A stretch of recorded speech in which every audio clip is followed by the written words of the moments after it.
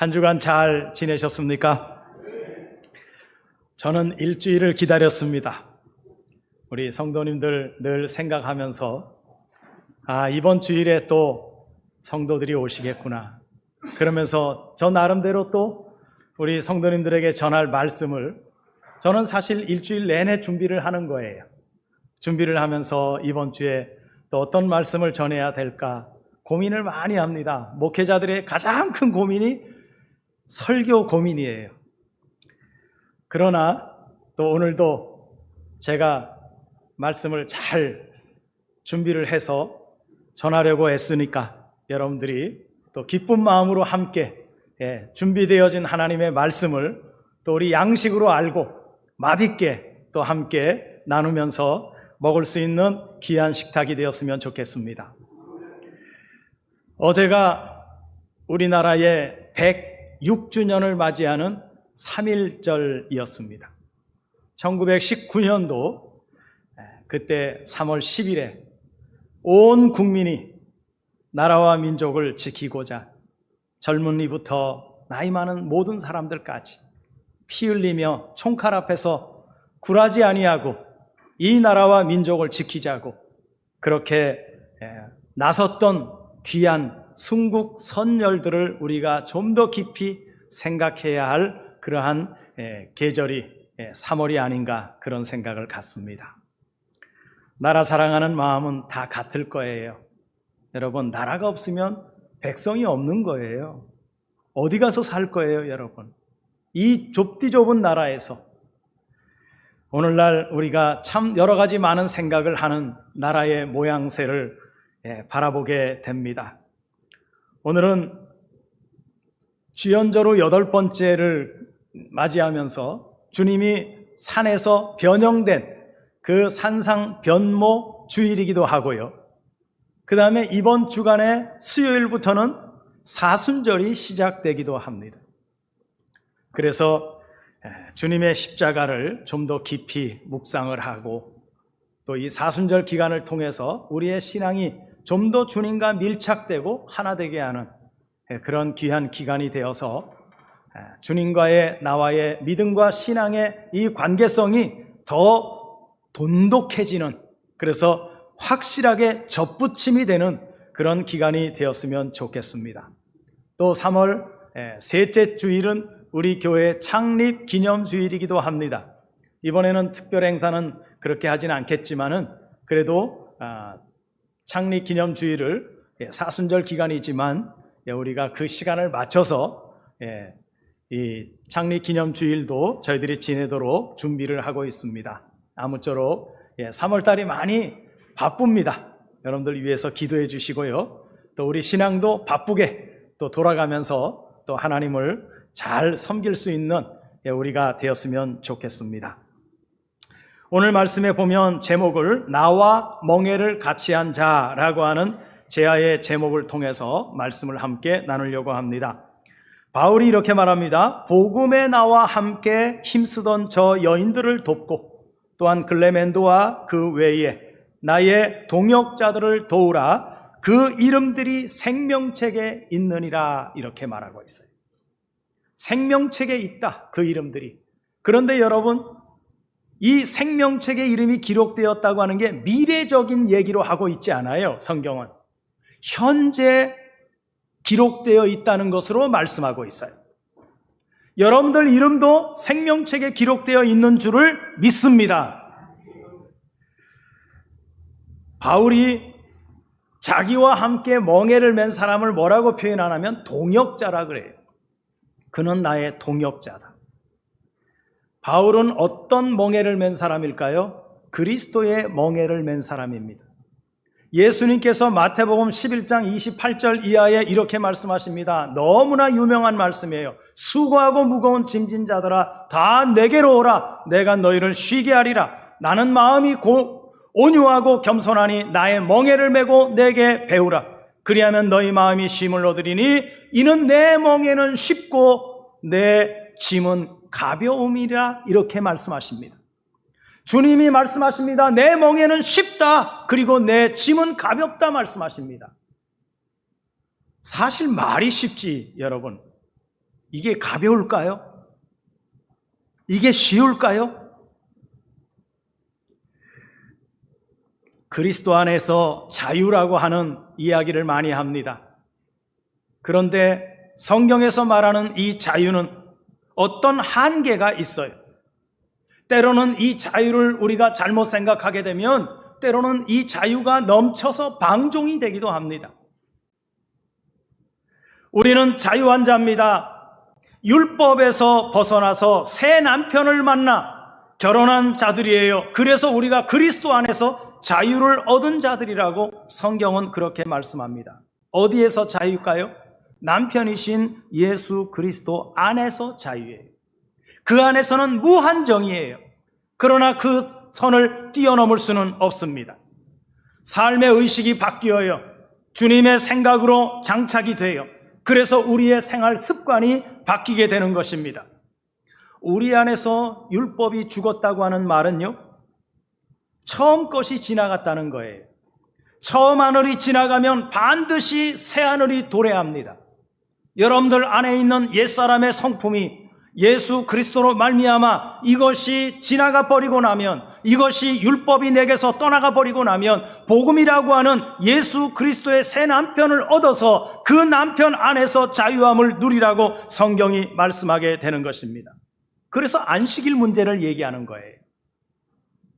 예수님을 따라다니던 제자들이 안식일 날인데 그 뒤에 서기관 바리새인 유대인들 다 따라옵니다. 예수님 가시니까.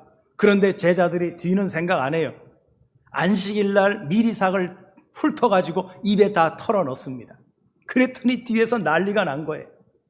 안식일인데 미리삭을 따먹어? 예수님이 돌아서서 말씀합니다. 너희들 왜 이래? 내가 안식일의 주인이야. 내가 안식일의 주인이야. 예수님을 따라다니는 제자들도 어때요? 그들도 안식일의 주인인 거예요. 그래서 더 이상 시비 걸지 마라. 여러분, 우리가 안식일의 주인이 됐다는 말은 우리의 상태가 안식의 상태가 되었다는 거예요. 365일이 다 안식의 상태가 되었다는 거예요. 그래서 율법에 매이지 않는 거예요. 여러분들이 안식 상태가 되었습니까? 그러면 여러분들은 자유할 수 있는 거예요. 율법에 매인 사람들은 지적을 합니다. 저건 잘못됐어. 저건 안 돼. 주일날이면 이렇게 하면 안 돼. 그러나 여러분, 생명을 살리는 일이라면 주일날이면 일 안 해야 됩니까? 율법에 매이면 자유롭지 않아요. 율법에 매이지 않고 안식의 주인이 되면, 안식 자체가 내가 되면, 그래서 어떻게 한다는 거예요? 안식 자체가 매일 이루어지는 거예요. 여러분들 오늘 교회 나오실 때 오늘 주일이네, 시간 맞춰서 가야지, 안 가면 안 되지, 이런 마음으로 왔다면 안식이 아직 안 된 거예요. 그냥 자연스럽게 물 흐르듯이 오늘 주일이구나, 오늘 가면은 성도들을 만나고 또 사람들을 만나니까 기쁘지? 즐겁지? 그런 마음으로 왔다면 여러분들은 안식에 거하는 거예요. 매이지 마십시오. 매이지 마십시오. 담배를 피우던 사람이요, 담배를 끊어요. 나 이제 신앙생활 잘해야지. 그런데 이게 쉽게 끊어지지 않아요. 저는 그런 경험이 없다 보니까 얘기를 들으니까 이렇게 합니다. 담배 끊은 사람이 담배가 너무 피고 싶은 거예요. 그래가지고 길을 가다 보니까 담배 피는 사람이 이제 길에 가면서 담배를 피고 있습니다. 막 쫓아가서요, 그래서 냄새를 맡아요. 피고 싶어서. 이게 반복이 되는 거예요. 그러다가 이제 두 개로 딱 나눠져요. 다시 담배를 접하는 사람이 되거나 아니면 나 이제 결심해서 완전히 끊어야지. 그리고 그 다음에는 자유하게 되는 거예요. 자유가 뭔 줄 아세요? 그런 의식이 없어졌다는 거예요. 이게 자유예요. 그러면 그 다음부터 의식이 없으면 어떻게 되느냐? 담배를 누가 피우든 말든 연기를 피우든 말든 그 다음부터는 이게 싫어지는 거예요. 역겹게 되는 거예요. 그래서 근처를 안 가는 거예요. 왜? 내 생각에 그게 없으니까. 그게 자유인 거예요. 어쩌면 저는 그런 면에 있어서는 술과 담배에 대해서는 저는 굉장한 자유를 갖고 삽니다. 왜? 관심이 없어요. 의식이 없어요. 뭘 해볼까 마실까 그런 생각이 전혀 없습니다. 그러니까 뭐예요? 자유한 거예요. 술병이 내 앞에 놓여있고 그 술이 잔에 따라져 있어도 그거는 내 거가 아닌 거예요. 왜? 나하고 상관없는 거예요. 이게 뭡니까? 이게 자유예요. 이거 먹어야 되는데 참아야지. 이건 자유 아니에요. 진정한 자유는 한계가 있다는 거예요. 어디 안에서요? 예수 그리스도 안에서. 그러면 바울이 여기 동역자라고 하는 것, 바울은 종의 멍에를 맨 사람이 아니고요, 그리스도의 멍에를 맨 사람이에요. 여러분들도 바울의 동역자가 되었다면 누구의 멍에를 맨 거예요? 그리스도의 멍에를 맨 거예요. 그런데 사람들은 종의 멍에와 바울이 진 그리스도의 멍에는 질이 달라요. 우리는 멍에 하면 뭐부터 생각합니까? 이건 짐이야 라고 생각을 해요. 짐이야. 무거운 짐이야. 말라기서 1장 1절에 보면 여호와께서 말라기를 통하여 이스라엘에게 말씀하신 경고라 이렇게 나와요. 이 경고라 하는 말이 마사라고 하는 히브리어인데요, 무거운 짐 이런 얘기예요.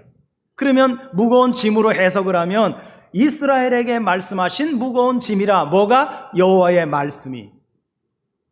이렇게 해석이 돼야 되는데 우리 성경은, 성경학자들이 무거운 짐이라고 이렇게 써놓으면 사람들이 이게 말이 안 되잖아요. 그러니까 경고라 이렇게 싹 돌려가지고 말을 해놓은 거예요. 사실은 무거운 짐이라고 표현합니다. 실제로 여러분 어때요? 내가 하려고 하면 짐이에요. 내가 뭔가를 애쓰고 수고하고 노력하려고 하면 짐이 되는 거예요. 교회에서도 우리가 봉사를 하고 일을 하고 많은 일들을 합니다. 처음에는 가능해요. 내 열심히 해야지, 성도들을 위해서 내가 수고해야지, 내가 겸손한 마음으로 이 일을 감당해야지, 처음에는 잘 해나가요. 그런데 이것이 어느 순간에 가면 일을 하다 보면 사람들의 구설수에 오르기도 해요. 일을 잘하네 못하네, 맛이 있네 없네, 이런 얘기를 많이 듣게 돼요. 여러분, 그러다 보면 자기가 시작했던 그 일이다 보니까 그런 일이 한두 번 계속 들어오다 보면 뭐가 돼요? 내가 이거 계속 해야 돼?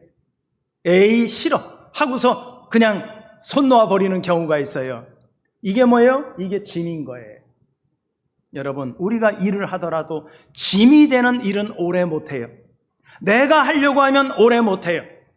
그러니까 이 짐되는 하나님의 말씀 자체가 짐이 되는 그 상태에서 우리가 이건 못하겠네, 힘들겠네, 내 혼자서 못하겠네, 그럴 때 주님이 내 안에 오셔서 능력이 되시는 거예요. 그때부터는 내가 하는 게 아니기 때문에 짐이 아닌 거예요. 즐거움인 거예요. 감사한 일인 거예요. 여러분, 그렇게 봉사하시길 바랍니다. 그런 마음으로 일을 감당하시기를 바랍니다. 내 힘으로, 내 능력으로 하면 언젠간 넘어져요. 힘이 빠져요. 그건 내 힘으로 했기 때문이에요. 하나님의 은혜와 하나님의 사랑 안에서 그 사랑을 머금고서 하는 일이 아니었기 때문에 그러한 현상이 나오는 거예요. 다윗은 죄가 짐이다라고 고백합니다. 내 죄악이 내 머리에 넘쳐서 무거운 짐 같으니 내가 감당할 수 없나이다. 왜냐하면 그 당시에는 그리스도가 오시기 전이니까요. 생명이 되는 시대가 아니었으니까요. 다윗은 율법 아래 놓여있는 율법적 신앙생활 속에 있었던 존재이기 때문에 이렇게 기도할 수밖에 없었던 것입니다. 그러나 진리 시대에 진리의 영이 내 안에 내주하심으로 기름 부음이 내 안에 계속되고 공급되어지면서 그때부터는 하나님의 말씀이 짐이 아닌 거예요. 말씀이 사실화가 되어서 생명이 되는 겁니다. 저는 이 말씀이 사실화가 된다는 말을 참 좋아합니다. 여러분들도요, 하나님의 말씀이 들려지면요, 그것이 내 거가 돼야 돼요. 내 말씀이 돼야 돼요. 그래서 내 속에 완전히 바뀌어야 돼요. 그게 사실화가 됐다고 얘기하는 거예요. 이거는요, 우리가 의식적으로 하는 신앙생활이 아닌 거예요. 말씀의 의식을 가지고 삶을 살아가는 거예요. 그래서 자기와 시키라고 늘 말씀드리는 이유가 그겁니다. 여러분, 하나님의 말씀이 살아서 내 안에서 내적인 역사를 하시기 때문에 우리는 우리 속에 주님의 속성을 가지고 사는 사람들로서 바뀌게 되는 거예요. 팔레스타인에서 농부가 말에다가 이 이랑을 고르게 할 때 항상 그들은 말을 두 필씩 함께 딱 두 마리씩 짝을 지어가지고 농사를 지어요. 그런데 여러분, 이 두 말 가운데 일 잘하는 말도 있고 일을 좀 못하는 말이 있을 거예요. 누가 힘들까요, 그러면? 일 잘하는 말이 힘들까요? 일 못하는 말이 힘들까요? 일 잘하는 말이 힘들어요. 왜? 맞춰야 되니까. 야, 빨리 와. 그런데도 감당이 안 돼. 그러니까 보조를 맞춰야 돼. 뭔 얘기를 들으려고 하냐면 밸런스를 맞춰가야 돼요. 누가 해야 됩니까? 큰 자가 해야 돼요. 경험 있는 자가 해야 돼요. 우리가 주님과 함께 멍에를 맸다 그래요. 여러분들 다 주님과 멍에 매셨죠? 누가 힘들까요? 내가 힘들까요? 주님이 힘들까요? 주님이 힘드신 거예요. 그러나 주님은 맞춰주십니다. 균형을 맞춰주세요. 이것을 성경은 뭐라 그럽니까? 인도하다 그렇게 표현해요. 성경은 인도하다라고 하는 말은 단어가 그냥 가자 이게 아니에요. 하나님이 우리 발에다가 하나님의 새 고랑을 채워가지고요 끌고 가시는 거예요. 이걸 칼뱅이라고 하는 신학자는 뭐라고 표현했느냐? 성도의 견인이다 이렇게 표현했어요. 그래서 하나님이 한번 끌고 가시면 끝까지 끌고 가신다는 거예요. 그래서 바울은 내가 멍에를 맨 거, 내 멍에는 그리스도의 멍에다. 그렇다면 나와 함께 동역하는 당신들도 뭐라는 거예요? 그리스도의 멍에를 맨 자들이라고 말합니다. 그래서 동역자라는 거예요. 더더군다나 놀라운 사실은 뭐냐면 하나님께서 사도 바울을 뭐라 그래요? 바울은 나의 동역자다라고 말합니다. 여러분, 이왕 동역하시려면 누구와 함께 하시기를 바랍니다. 하나님과 함께 하시기를 바랍니다. 지금 하나님께서 나를 보시면서 너도 나의 동역자야. 동역자가 뭐예요, 여러분? 함께 일하는 거예요. 그분의 뜻을 받들고요, 그분의 생각을 가지고요, 그분의 삶을 살아야 돼요. 그래서 우리의 입에서 나오는 말이 하나님의 입에서 나오는 말과 같아야 돼요. 우리 머릿속에서 나오는 생각이 그분의 생각과 같아야 돼요. 이게 뭐예요? 이게 동역자예요. 이게 동역자예요. 창세기 6장을 보면 노아가 방주를 만들어요. 누구와 함께 방주를 만들어 갈까요? 하나님과 함께 방주를 만들어 가요. 몇 년 동안 합니까? 120년 동안을 만들어 갑니다. 어디에다가 방주가 시작됩니까? 산 꼭대기에 방주가 만들어져요. 성경에 산이라고 표현된 것은 여러 가지 의미가 있지만 산 꼭대기라고 하는 말은요, 모든 사람들이 볼 수 있는 장소에다가 방주를 만들기 시작했다는 거예요. 그러니까 사람들이 오며 가며 노아가 방주를 짓는데 냇가에다가 강가에다가 바닷가에다가 짓는 게 아니에요. 산 꼭대기에다가 방주를 지어요. 여러분, 무엇을 만들었어요? 무엇을 하고 있습니까? 노아가 지금 뭘 하고 있어요? 방주를 짓고 있어요. 여러분들도 지금 방주 짓는 거 아니에요? 여러분들도 방주 짓는 삶을 살고 있는 거 아니에요?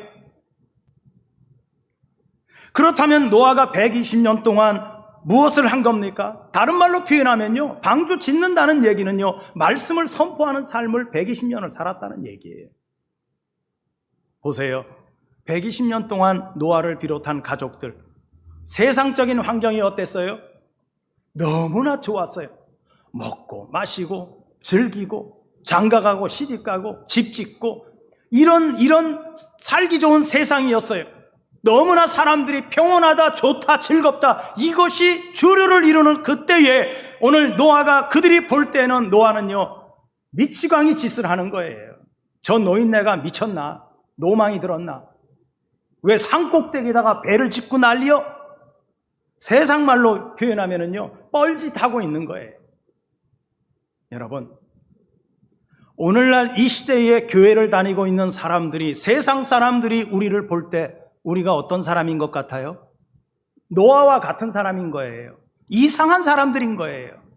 야, 이렇게 세상이 살기 좋은데 교회 가면 밥이 나와, 떡이 나와. 그런데 우리는 꾸역꾸역 교회를 찾아와서 예배를 드리고 하나님을 찬양하고 말씀을 듣고 영광을 돌리는 삶을 산다고요. 세상 사람들이 볼 때는 우리는 이상한 사람이 돼야 되는 거예요. 세상과 구분된 삶을 살아야 되는 거예요. 그 당시의 사람들, 지금 우리가 사는 이 당시의 사람들 별반 차이 없습니다. 그들의 고집이 얼마나 센지요. 120년이 다 돼가지고 짐승들 들어가고 노아의 가족들 다 들어가고 문이 꽝 닫힙니다. 누가 닫아버려요? 하나님이 닫아버려요. 그리고 나서 땅에서는 물이 솟구치고요. 하늘에서는 비가 막 엄청나게 내리는데요. 물이 점점 차오릅니다. 그때 사람들이, 그래도 사람들이 뭐라고 생각하느냐? 설마 심판이 있겠어? 오늘날 이 시대를 사는 사람들도 그렇게 생각하지 않을까요? 설마 심판이 있겠어? 그래서 육적인 사람들은요, 언제 후회하느냐? 심판이 임하고 난 다음에 후회한다는 거예요. 여러분, 우리도 생각을 해봅시다. 이것을 역사적인 사실, 방주가 완성되어서 짐승이 다 들어가고 하나님의 이 노아의 식구들이 다 들어가고 하나님이 문을 꽝 닫았어요. 방주에는요, 그 다음에 사람들이 살려달라고요 와가지고 얼마나 방주를 뜯고 하는지 몰라요. 방주를 자세히 보면은요, 거기에 사람들의 손톱 자국이 수두룩하게 있다는 거예요. 살려달라. 그런데 때는 늦은 거예요. 성경은 이렇게 말합니다. 지금은 구원을 받을 만한 때요, 지금은 하나님의 유일무이한 기회를 오늘 우리에게 주신 거예요. 이 기회를 놓치면은요, 끝장나는 거예요. 이 기회 잘 잡고 가시기를 바랍니다. 성경에 보니까 골리앗이 등장하고 다윗이 등장을 해서 결국 골리앗과의 싸움에서 다윗이 승리를 하죠. 어떻게 생각하십니까? 무엇으로 이긴 것 같아요? 물맷돌 던져가지고 정통으로 맞춰서 이겼다고 생각하십니까? 저는 그렇게 생각 안 해요. 물론 다윗이 물맷돌을 잘 던질 수 있는 명사수인 건 사실입니다. 성경이 기록하고 있으니까. 그러나 여러분, 그게 아니에요. 다윗이 나갈 때부터 이런 말을 합니다. 너는 칼과 창과 단창으로 세상적인 무기 들고 오지만 나는 내가 믿는 여호와의 하나님의 이름, 하나님의 말씀으로 너에게 나간다. 뭘로 이긴 거예요? 하나님의 말씀과 하나님의 능력으로 다윗이 골리앗을 넘어뜨린 겁니다. 다윗이 왜 선한 왕이라고 우리가 칭호를 붙일까요? 하나님의 능력을 최대한으로 이용할 줄 아는 왕이에요. 그가 신앙 고백한 내용을 보게 되면 그가 어느 곳에 가든, 내가 양치기를 하든, 내가 어떤 나가서 싸울 때마다 그분이 나의 도움이셨다라고 하는 신앙 고백을 아끼지 않습니다. 그래서 이 다윗은 하나님이 역사할 때 그는 가만히 있어요. 하나님의 역사하심에 맡기는 삶을 사는 거예요. 여러분, 우리는 어때요? 우리가 세상에서 삶을 살다 보면 간혹 내 안에서 하나님의 말씀이 꿈틀거릴 때가 있어요. 그럴 때 여러분들의 손을 쓰지 마세요. 여러분들의 능력을 발휘하지 마세요. 그분께 다 맡기세요. 아버지, 당신께서 이 모든 사건들의 해결의 주인이 되어 주시옵소서. 이렇게 기도할 수 있는 우리가 되었으면 좋겠습니다. 그래서 여러분, 사울을 바라보던 그 백성들의 눈의 초점이 어디로 가요? 다윗으로 가는 거예요. 그래서 그들이 외칩니다. 사울은 천천히요, 다윗은 만만이라. 이 얘기를 들은 사울 임금이 뿔딱지가 나는 거예요. 그때부터 다윗 이놈 내가 죽여버릴 거야. 그래서 몇십 년을 쫓아다니잖아요. 다윗이 도망다니잖아요. 그런데 죽어요, 안 죽어요? 안 죽어요. 여러분, 그렇게 죽이려고 쫓아다니는데 못 죽입니다. 왜 그래요? 하나님이 함께 하시니까 못 죽이는 거예요. 사울 임금이 아무리 쫓아다녀도 죽이지 못합니다. 성경 마태복음 1장 1절은 예수님의 족보를 이야기하고 있습니다. 아브라함과 다윗의 자손 예수 그리스도의 계보다 이렇게 말해요. 그런데 거기에서 성경이 단순히 족보만 이야기하려고 하는 것은 절대 아닙니다. 예수님 자신이 생명책이라고 하는 것을, 그리스도라고 하는 것을 말하려고 그 족보가 기록되어져 내려온 거예요. 42대까지 14대, 14대, 14대, 마지막 42대가 그리스도 때입니다. 다시 말하면 족보를 기록한 이유는 하나님의 생명이 이 땅에 나타나기까지 어떤 과정을 통해서 오는가를 마태복음 1장에서 쫙 펴서 사람들의 그 이름들을 기록해 놓은 거예요. 예수 그리스도가 어떻게 해서 이 땅에 와서 당신의 사명을 감당할 수 있게 하는지를 성경이 그렇게 족보를 통해서 우리에게 말씀해 주고 있는 거예요. 그 중에 5 여인들이 나오지요. 여러분, 그 여인들 다 보세요. 온전한 여인이 없어요. 이 여인들이 여기에 보석같이 들어가 있다는 이유는 우리가 거쳐야 할 과정이 그렇다 하는 것을 보여주는 거예요. 간단하게 말씀드립니다. 이 여인들은 세상 윤리적으로 보면요, 손가락질 당연히 받아야 될 삶을 살았던 여인들이에요. 그런데 그 여인들의 공통점이 뭘까요? 여러분 잊지 마세요. 그들이 씨를 받자는 거예요. 하나님의 씨를 받자는 거예요. 거기에 목말라 있는 여인들인 거예요. 너희들이 나에게 어떤 손가락질을 하더라도 나는 유다의 씨를 받아야 한다는 것입니다. 다시 말하면 그들은 씨를 받으려고 목숨을 내놓는 거예요. 그래서 그리스도가 이 땅에 오시는 거예요. 씨를 받으려고 라합은 모험을 겁니다. 척후병들이 왔을 때 모험을 걸어요. 그런데 라합을 통해서 온 가족이 구원을 받습니다. 씨를 받으려고 롯도 고향 아비집을 버리고 나오미를 따라 나서는 겁니다. 씨를 받으려고 마리아는 고민하다가 천사에게 굴복합니다. 천사가 찾아왔습니다. 마리아여, 하나님께서 당신을 지목했다. 당신의 몸을 통해서 하나님의 아들을 잉태하려고 왔다. 어떻게 할래? 마리아는 지금 정원한 입장이에요. 얼마 안 있으면 결혼을 해야 돼요. 여러분 같으면 할 수 있어요? 그 당시의 법이 얼마나 엄히했습니까? 결혼하지 않은 처녀가 임신을 하면은요, 그 당시에는 동네 길에다가 세워놓고 돌로 때려서 죽였어요. 상당히 살벌한 시대예요. 이걸 알고 있는 마리아가 천사가 찾아와서, 아니 내가 결혼도 안 한 여자인데 어떻게 나에게 이런 가혹한 일을 맡기십니까? 그래 천사가 그래 고민해봐, 기도해봐, 내가 요 옆에서 기다릴 테니까. 그래서 담벼락에서 천사가 기다리고 있어요. 마리아는 방 안에서 얼마나 고민을 많이 했겠어요. 내가 이 일을 수락하면, 잘못하면 죽을 수도 있는 일인데 얼마나 고민이 많이 됐겠어요. 그래서 밤이 다 새갈 때 마리아가 천사를 부릅니다. 어떻게 됐느냐? 마리아의 마지막 결론이 뭐예요? 유명한 말 아니에요? 주의 계집종이 오니 하나님의 말씀대로 되기를 원하나이다. 이 신앙 고백을 통해서 당신의 여종이 오니 당신의 뜻대로 되기를 원하나이다. 그래서 결국 예수 그리스도라고 하는 하나님의 씨, 생명을 그의 뱃속에다가 잉태하는 역사를 이룬 거예요. 성경에 등장하는 이 5 여인들 하나같이 목숨 걸지 않은 사람이 없어요. 그래서 그분들의 징검다리를 통해서 예수 그리스도가 이 땅에 오신 거예요. 여러분, 우리도 그리스도 안에서 생명의 징검다리 역할을 할 수 있는 우리가 되었으면 좋겠습니다. 당신의 여종이 오니, 당신의 종이 오니, 이제 당신의 멍에를 내가 매겠사오니 나를 통하여 하나님의 역사가 이루어지게 하시고 이 땅에 복음이 전파되게 하시고 하나님의 능력이 발휘되는 삶을 살게 주시옵소서. 이렇게 기도할 수 있는 우리 성도님들 모두가 되어지시기를